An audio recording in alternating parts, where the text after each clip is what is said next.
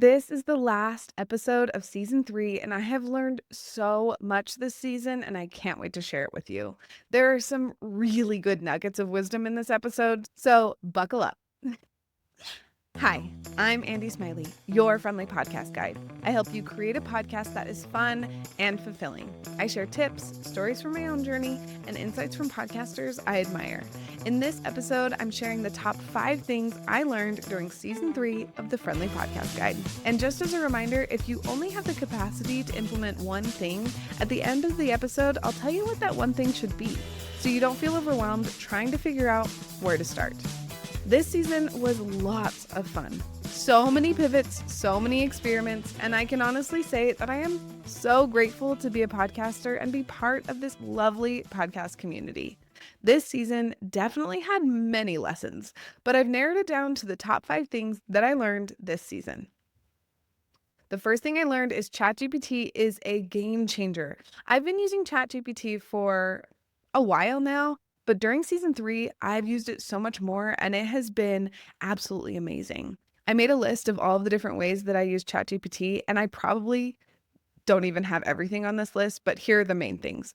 I use ChatGPT to find gaps in my episode, like things that you all want to hear about, but I just forgot to talk about, or an aspect of that topic that I haven't included. I'll just copy and paste my episode outline straight into ChatGPT and ask for any gaps that I might have missed. And ChatGPT usually gives me about 5 different things to possibly add. And I don't usually add all of them, but there's always a couple that I'm like, oh yeah, I really should have talked about that. It's really nice. Another thing is ChatGPT helps me write my weekly emails about the episodes. I will type up a first draft, copy and paste it into ChatGPT, and ask ChatGPT to zhuzh it up a little bit. And ChatGPT always just makes it sound a little bit better. Not always perfect. There's always tweaking that I'm doing afterwards, but always just kind of helps me to up my game a little bit and make sure that I'm being succinct but still makes sense. It's really nice. Another thing is I use ChatGPT to write my captions for my Pinterest pins and for my posts.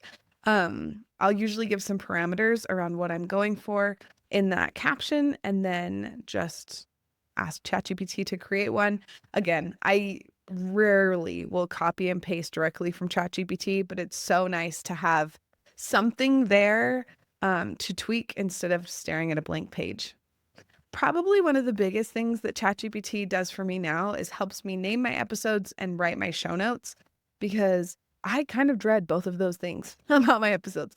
That is not something that I am like super good at, naming episodes and writing show notes. They're just not my favorite things. And so I created a custom GPT that helps me write my show notes and name my episodes. And it has been such a game changer. It makes that part of the process so much easier, and I don't have to dread it anymore because it's so easy and straightforward. And truly, one of the nice things about that custom GPT is it also helps me figure out SEO keywords. In a perfect world, when I have plenty of time, I like to come up with my own SEO keywords using the guidance from Brittany Herzberg. She is my favorite SEO person. She is the queen of SEO in my mind. So when I have time, I like to come up with my own SEO keywords, but we live in the real world, not a fairy tale where I have all the time in the world. So when I don't have time to figure out my own SEO keywords, my custom GPT also figures out SEO keywords, which is so nice. So using ChatGPT has been the biggest game changer. I'm so grateful for it, and it has truly made it so that I have more energy and time to do my favorite parts of podcasting, and let ChatGPT help me with the parts that aren't really in my like zone of genius. So amazing. Another thing that I learned is Pinterest is really my favorite marketing strategy. Pinterest is one of those that nothing happens overnight with Pinterest, but I am still seeing new listeners come in from pins that I posted like last winter.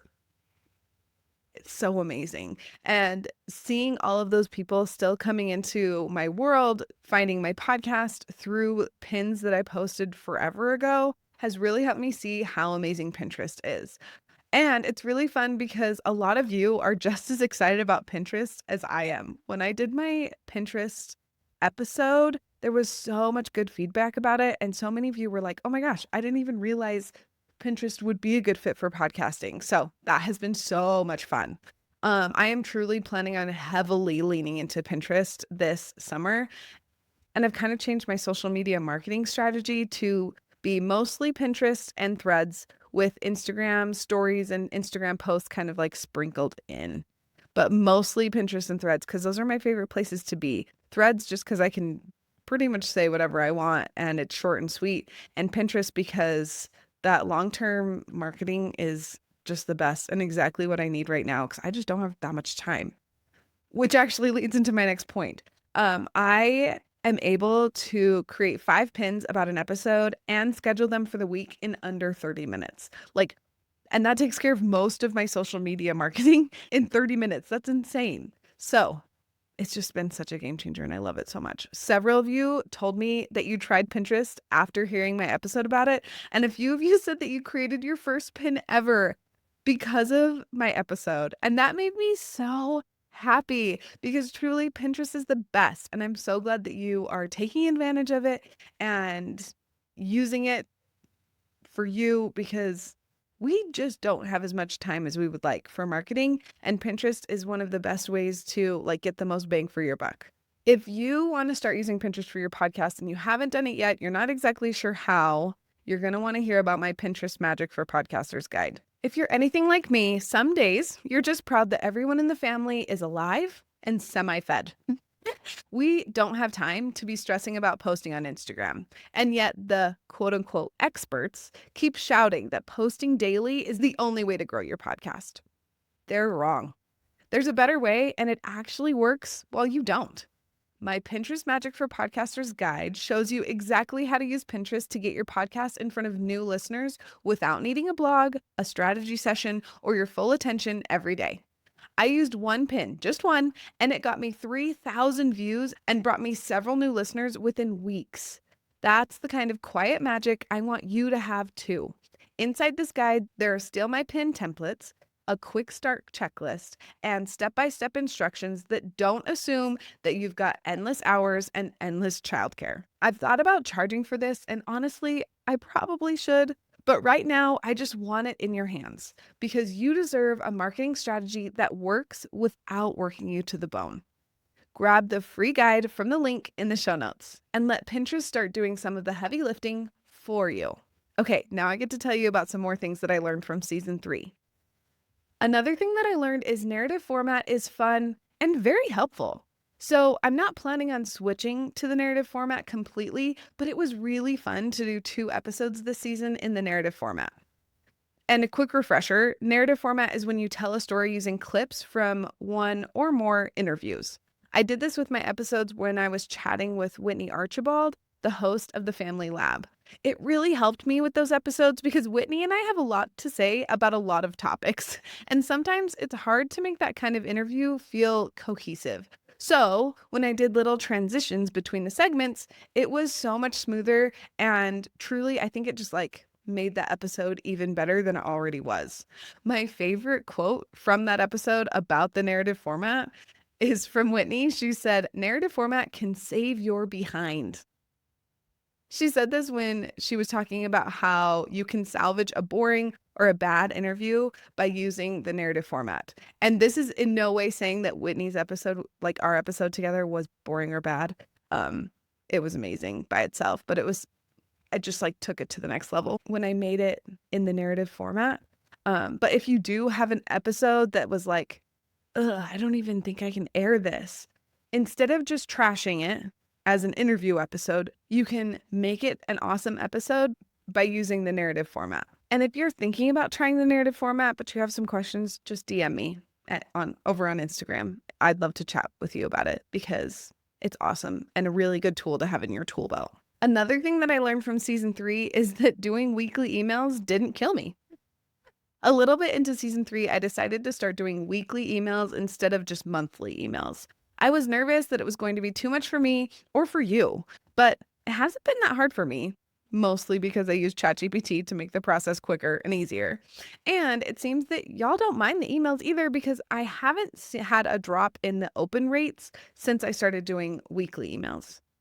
I'm not sure if I'm going to keep going with the weekly emails during the break, but I think I'm going to try and see how it goes because I still have plenty of things to talk about, even though I'm not going to be putting out weekly episodes.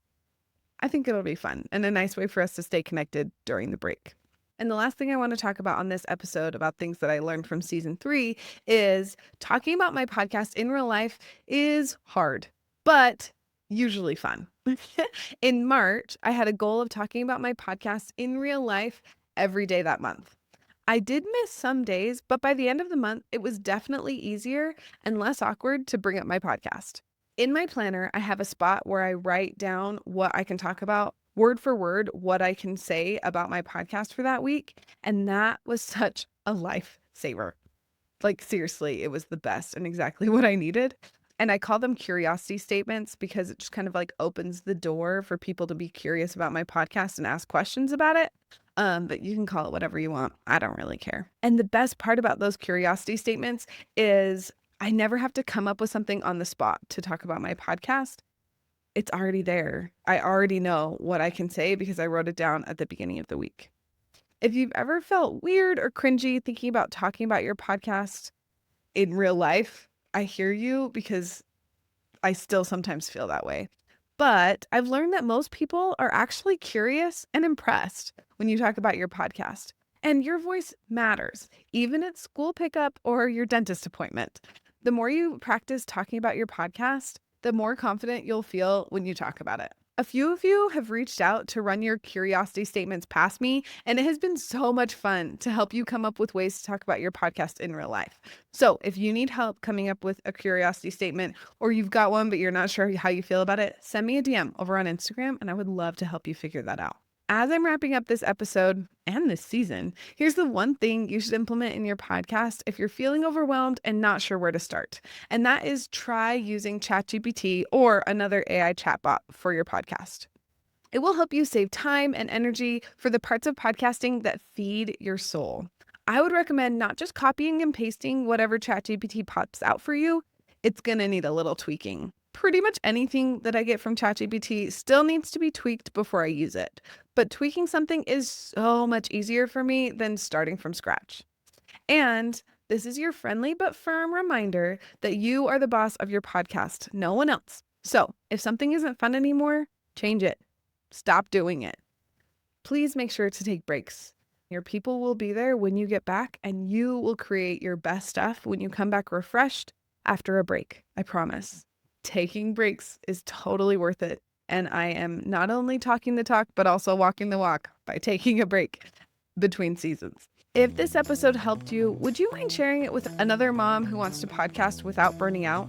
Your recommendation would mean the world to me. And thank you so much to everyone who has already recommended the Friendly Podcast Guide to their mom podcaster friends. Season 4 is already shaping up to be full of so much fun stuff. I've got a few interviews lined up that I know are going to be super helpful for you, and if we're being honest, for me too. And I cannot wait to try the narrative format again for season 4. I think I know what episode I'm going to try it on. It's going to be fun. Thanks for being here, and have an amazing summer.